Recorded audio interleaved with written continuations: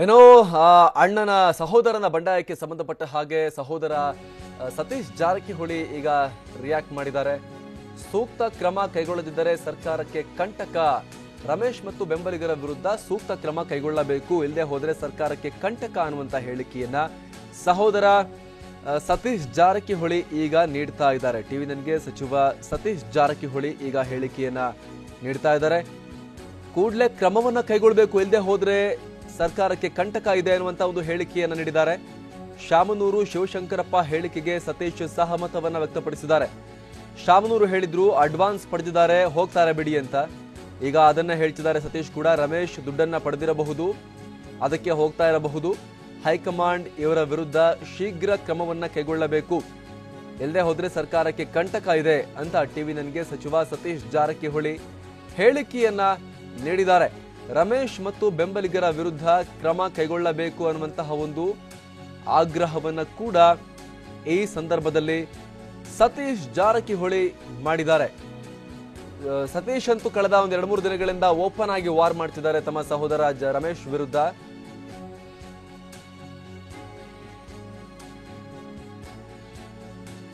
ಹಾಗಾದ್ರೆ ಬನ್ನಿ, ನಮ್ಮ ಪ್ರತಿನಿಧಿ ರಹಮತ್ ಜೊತೆ ಮಾತನಾಡಿರುವ ಸತೀಶ್ ಜಾರಕಿಹೊಳಿ ಏನಂತ ಹೇಳಿದ್ದಾರೆ, ಬನ್ನಿ ನೋಡ್ಕೊಂಡು ಬರೋಣ. ರಾಜ್ಯ ರಾಜಕಾರಣದಲ್ಲಿ ಈಗ ಗೋಕಾಕ್ ಪವರ್ ಪಾಯಿಂಟ್ ಆಗಿದೆ. ಗೋಕಾಕ್ ಜಾರಕಿಹೊಳಿ ಸಹೋದರರು ಯಾರ ಪರ ಇರ್ತಾರೆ ಅವರಿಗೆ ಕರದಂಟು ಬರುತ್ತೆ, ಯಾರ ವಿರೋಧ ಇರ್ತಾರೆ ಅವರಿಗೆ ಬರೀ ದಂಟಾಗೆ ಉಳಿಯುತ್ತೆ ಅನ್ನುವಂಥದ್ದು ರಾಜ್ಯ ರಾಜಕಾರಣದಲ್ಲಿ ಸಾಕಷ್ಟು ಬಾರಿ ಇದು ಸಾಬೀತು ಕೂಡ ಆಗಿದೆ. ಹೀಗಾಗಿ ಸಹೋದರ ನಡುವಿನ ಸಮರ ಈಗ ತಾರಕಕ್ಕೇರುವಂಥದ್ದು ಎಲ್ಲರಿಗೂ ಗೊತ್ತಿರುವಂತಹ ಒಂದು ವಿಚಾರ. ಇದರ ಜೊತೆಗೆ ರಾಜ್ಯ ರಾಜಕಾರಣ ಇಡೀಯಾಗಿ ಈಗ ಗೋಕಾಕ್ ಕಡೆ ಮುಖ ಮಾಡಿದೆ ಅಂತಾನೆ ಹೇಳ್ಬೋದು. ಸಹೋದರ ನಡುವಿನ ಈ ಸಮರಕ್ಕೆ ಮುಖ್ಯ ಕಾರಣ ಏನು ಅನ್ನೋದ್ರ ಬಗ್ಗೆ ಮಾತಾಡಕ್ಕೆ ನಮ್ಮ ಜೊತೆ ಸತೀಶ್ ಜಾರಕಿಹೊಳಿ ಇದ್ದಾರೆ. ಕೇಳೋಣ ಅವ್ರ ಜೊತೆಗೆ. ಸರ್, ಈಗ ಸೋದರರ ಸಮರಕ್ಕೆ ಮುಖ್ಯ ಕಾರಣ ಯಾರು? ಇದರಲ್ಲಿ ಈ ಮಧ್ಯೆ ಇರುವಂತಹ ವ್ಯಕ್ತಿ ಯಾರು? ಇದಕ್ಕೆ ಸ್ಪಷ್ಟವಾಗಿ ಹೇಳ್ಬೇಕಂದ್ರೆ ಇದಕ್ಕೆ ಅವ್ರ ಅಳಿಯ ಅಂಬಿರಾವ್ ಪಾಟೀಲ್ ಅಂತ ಸುಮಾರು ವರ್ಷಗಳಿಂದ ಅವರ ಆಗುಗಳನ್ನು ಅವರೇ ನೋಡ್ತಾರೆ. ಸೊ ಎಲ್ಲ ಇದರಲ್ಲಿ ಅವ್ರು ಹೇಳಿದ್ದೆ ಅಂತಿಮ. ಸೊ ಇಲ್ಲಿವರೆಗೆ ಅವರು ರೂಲ್ ಮಾಡ್ತಾ ಬಂದರು. ಸೊ ಅಂತಿಮವಾಗಿ ನಾವು ಸಾಕಷ್ಟು ಸಾರಿ ಇದ್ರ ಬಗ್ಗೆ ದನಿ ಎತ್ತಿದ್ವಿ, ಪ್ರತಿಭಟನೆ ಮಾಡಿದ್ವಿ. ಹೀಗಾಗಿ ಅವರೆಲ್ಲ ಒಂದೇ ಇದ್ದರು, ನಮ್ಮ ಸೋದರೆಲ್ಲ ಒಂದೇ ಕಡೆ ಇರೋದ್ರಿಂದ ನಮ್ಮ ಶಕ್ತಿ ಭಾಳ ಕಡಿಮೆ ಇತ್ತು. ಸೊ ಈಗ ಲಕ್ಕನ್ ಜಾರಕಿಹೊಳಿ ಹೊರಗೆ ಬರೋದ್ರಿಂದ ಬರಲಿಕ್ಕೆ ಕೂಡ ಅದು ಕೂಡ ಒಂದು ಮುಖ್ಯ ಕಾರಣ. ಅಂಬಿರಾವ್ ಅವರ ಏನು ಆಡಳಿತ ನಡೆಸ್ತಾ ಇದ್ದಾರೆ, ಪ್ಯಾರಲಲ್ ಆಗಿ ರಮೇಶ್ ಜಾರಕಿಹೊಳಿ ಅಧಿಕಾರನ ಅವರೇ ನಡೆಸ್ತಿದ್ದಾರೆ. ಅಂದ್ರೆ ಗೋಕಾಕ್ ಕ್ಷೇತ್ರದಲ್ಲಿ ಅಂಬಿರಾವೇ ಶಾಸಕರಾಗಿ ಕೆಲಸ ಮಾಡ್ತಾ ಇದ್ದಾರೆ. ಕಳೆದ 20 ವರ್ಷಗಳಿಂದ ಅವರೇ ಶಾಸಕರಂತ ಇಲ್ಲಿ ಟ್ರೀಟ್ ಆಗಿದೆ. ಎಲ್ಲ ಕಾಮಗಾರಿಗಳಿರ್ಬೋದು, ನಿರ್ಧಾರಗಳಿರ್ಬೋದು, ಅಧಿಕಾರಿಗಳ ವರ್ಗಾವಣೆ ಇರ್ಬೋದು, ಏನೇ ರಮೇಶ್ ಜಾರಕಿಹೊಳಿ ಸೈನಿಂಗ್ ಮಾತ್ರ ಶಾಸಕರು. ಸೊ ಹೀಗಾಗಿ ಲಕ್ಕನ್ ಜಾರಕಿಹೊಳಿ ಅವರು ಕೂಡ ಇನ್ನೂ ಅಂತಿಮವಾಗಿ ನೋಡಿ ಅವ್ರ ಬೇಸತ್ತು ಹೊರಗೆ ಬಂದಿದ್ದಾರೆ. ಈಗ ಲಖನ್ ಜಾರಕಿಹೊಳಿ ಹಾಗೇನೆ ರಮೇಶ್ ಜಾರಕಿಹೊಳಿ ಜೊತೆಗೆ ಬಾಲಚಂದ್ರ ಜಾರಕಿಹೊಳಿ ಒಂದು ಟೀಮ್ ಆಗಿ ಇವರೆಲ್ಲ ಕೆಲಸ ಮಾಡ್ತಾ ಇದ್ರು ಅನ್ನುವಂಥದ್ದು ಇದೆಯಲ್ಲ. ಸೊ ಆ ಟೀಮಿಂದ ಇವ್ರು ಆಚೆ ಬಂದ್ರು ಅಂತ ಹೇಳ್ತಿದ್ರು. ನಾವು ಸಾಕಷ್ಟು ನಾವು ಹೇಳಿದ್ದೀವಿ, ನೀವು ಇದೇ ಥರ ಆದರೆ ನಾವು ಜಾರಕಿಹೊಳಿ ಅನ್ನೋ ಲೇಬಲನ್ನು ಕಳ್ಕೊಳ್ಬೇಕಾಗುತ್ತೆ. ಅಂಬಿರಾವ್ ಭಾಳಷ್ಟು ಡಾಮಿನೇಟ್ ಆಗಿದ್ದಾರೆ. ಡಾಮಿನೇಟ್ ಅಂದರೆ ಎಷ್ಟು ಹೇಳಲಿಕ್ಕಾಗೋಲ್ಲ. ಸೊ ನೀವು ಪ್ರತಿ ಹಳ್ಳಿಗೆ ಹೋಗಿ ನೀವು ಗುಪ್ತವಾಗಿ ಅಥವಾ ಇಂಟರ್ವ್ಯೂ ಮಾಡಿದ್ರೆ ಅಂಬಿರಾವ್ ಎಷ್ಟು ಪ್ರಭಾವಿ ಇರ್ತೈತೆ, ಎಷ್ಟು ಜನಕ್ಕೆ ಹೆದರಿಕೆ ಇದೆ ಯಾವುದು ಅಂತ ಗೊತ್ತಾಗುತ್ತೆ. ಈ ಸಹೋದರ ನಡುವೆ ಕಿಡಿ ಹಚ್ಚಕ್ಕೆ ಅಂಬಿರಾವೇ ಕಾರಣ ಅಂತೀರಿ? ಪ್ರಮುಖವಾಗಿಂತ ಕಾರಣ. ನಾವಂತೂ ಕಳೆದ 10 ವರ್ಷಗಳಿಂದ ಅವನ ವಿರೋಧ ಹೋರಾಟ ಮಾಡ್ತೀವಿ, ಪ್ರತಿಭಟನೆ ಮಾಡಿದ್ವಿ. ನಮ್ಮ ಶಕ್ತಿ ಸಾಲಿಲ್ಲ. ಈಗ ಲಕ್ಕನ್ ಜಾರಕಿಹೊಳಿ ಹೊರಗೆ ಬರೋದ್ರಿಂದ ನಮಗಿನ್ನೂ ಶಕ್ತಿ ಹೆಚ್ಚಾಗಿದೆ, ಅದಕ್ಕಾಗಿ ನಾವು ಪ್ರತಿಭಟನೆ ಮಾಡ್ತಾ ಇದ್ದೀವಿ. ಇದ್ರ ಮಧ್ಯೆ ಈ ಹಿಂದೆ ರಮೇಶ್ ಜಾರಕಿಹೊಳಿ ಒಂದು ಮಾತನ್ನ ಹೇಳಿದ್ರು, ನಾನು ಮುಂದಿನ 10 ವರ್ಷಕ್ಕಾದ್ರೂ ಏನಂತಂದ್ರೆ ಸತೀಶ್ ಜಾರಕಿಹೊಳಿ ಅವರನ್ನ ಈ ರಾಜ್ಯದ ಮುಖ್ಯಮಂತ್ರಿ ಮಾಡೋದೇ ನನ್ನ ಕನಸು ಅನ್ನುವಂತ ಒಂದು ಮಾತನ್ನ ಹೇಳಿದ್ರು.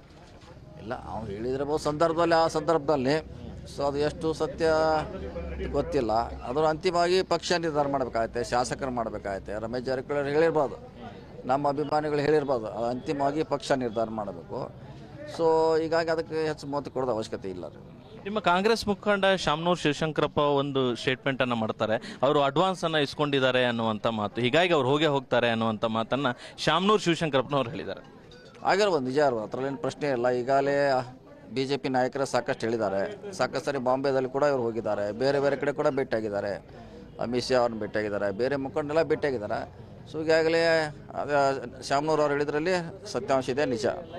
ಅಂದ್ರೆ ಇವರು ದುಡ್ಡನ್ನ ಅಡ್ವಾನ್ಸ್ ಅನ್ನ ಇಸ್ಕೊಂಡು ಇಂತಿಷ್ಟು ಜನ MLA ಗಳನ್ನ ಕರ್ಕೊಂಡು ಹೋಗಿ ಅದೇ ಒಂದು ಬೇಸ್ ಮೇಲೆ ಸರ್ಕಾರ ಬೀಳುತ್ತೆ ಅನ್ನುವಂಥದ್ದನ್ನ ಹೇಳ್ತಾ ಇದ್ದಾರೆ ಅಂತ. ಖಂಡಿತ ಈಗಾಗಲೇ 2-3 ಸಾರಿ ಅವ್ರು ಅಟೆಂಪ್ಟ್ ಮಾಡಿದ್ದಾರೆ, ಪ್ರಯತ್ನ ಮಾಡಿದ್ದಾರೆ, ಅವ್ರು ಸಕ್ಸಸ್ ಆಗಿಲ್ಲ. ಮುಂದೆ ಕೂಡ ಅವ್ರು ಸಕ್ಸಸ್ ಆಗೋಲ್ಲ. ಇದನ್ನು ತಡೆಯೋಕೆ ಕಾಂಗ್ರೆಸ್ ಏನಾದರೂ ಮಾಸ್ಟರ್ ಪ್ಲಾನ್ಸ್ ಏನೋ ಮಾಡಿದೆಯಾ, ತಂತ್ರಗಾರಿಕೆ ಮಾಡ್ತಾ ಇದೆಯಾ? ರಾಜಕೀಯದ ಒಂದು ಸ್ಥಿತ್ಯಂತರ ಆಗುವಂತಹ ಒಂದು ಸಂಭವ ಈಗ ಮುಂದೆ ಇರುವಂತಹ ಒಂದು ಹಿನ್ನೆಲೆಯಲ್ಲಿ ಈ ಕಾಂಗ್ರೆಸ್ ಏನ್ ಮಾಡ್ತಾ ಇದೆ? ಕಾಂಗ್ರೆಸ್ ಈಗಾಗಲೇ ಸ್ಪೀಕರ್ ಅವರಿಗೆ ನೋಟಿಸ್ ಒಂದು ದೂರನ್ನು ಕೊಟ್ಟಿದೆ. ಅದು ಬೇಗ ಇತ್ಯರ್ಥ ಆಗಬೇಕು ಮತ್ತು ಅವ್ರನ್ನ ಆದಷ್ಟು ಪಕ್ಷದಿಂದ ಶಿಸ್ತು ಕ್ರಮ ಬೇಗ ಕೈಗೊಳ್ಳಬೇಕು. ಇಲ್ಲದ್ರೆ ಈ ನಿರಂತರವಾಗಿ ರಮೇಶ್ ಜಾರಕಿಹೊಳಿಯಿಂದ ಥ್ರೆಟ್ ಇದ್ದೇ ಇರುತ್ತೆ. ಅಂದ್ರೆ ಇಡೀ ಸರ್ಕಾರಕ್ಕೆ ಈಗ ಒಂಥರ ಗೋಕಾಕ್ ಪವರ್ ಪಾಯಿಂಟ್.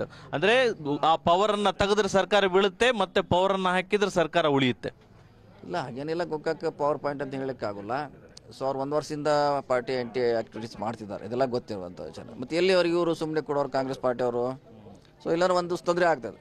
ಸೊ ನೀವು ಏನೋ ಆ್ಯಕ್ಷನ್ ತೊಗೊಳ್ದೆ ಹೋದರೆ ಇವತ್ತು ಏನೋ ಮಾಡೋಲ್ಲ ಕಾಂಗ್ರೆಸ್ನವರು, ಎಲ್ಲರಿಗೂ ಬಂದುಬಿಟ್ಟಿದೆ ಅದು ಈಗಾಗಲೇ. ಸೊ ಎಲ್ಲರೂ ಅದಕ್ಕೆ ಬ್ರೇಕ್ ಆದರೆ ಸೊ ಬೇರೆಯವ್ರು ಕೂಡ ಒಂದು ಪಾಠ ಆಗ್ತದೆ.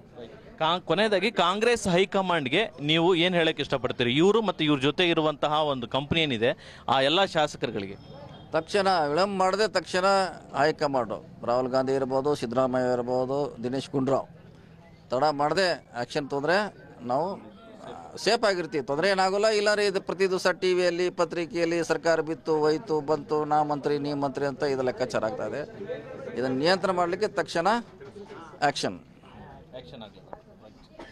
ಸರ್ಕಾರ ಉಳಿವಿಗಾಗಿ ಹೈಕಮಾಂಡ್ ತಕ್ಷಣನೇ ಆಕ್ಷನ್ ತಗೊಳ್ಳದೆ ಹೋದ್ರೆ ಇವರಿಂದ ರಮೇಶ್ ಜಾರಕಿಹೊಳಿಯಿಂದ ರಿಯಾಕ್ಷನ್ ತಪ್ಪಿದ್ದಲ್ಲ ಅನ್ನುವಂಥ ಒಂದು ಮಾತನ್ನ ಹೇಳ್ತಾ ಇದ್ದಾರೆ. ಕ್ಯಾಮರಾಮನ್ ಶಿವಾಜಿ ಜೊತೆ ರಹಮತ್ ಕಂಚಗಾರ್, TV9 ಬೆಳಗಾವಿ.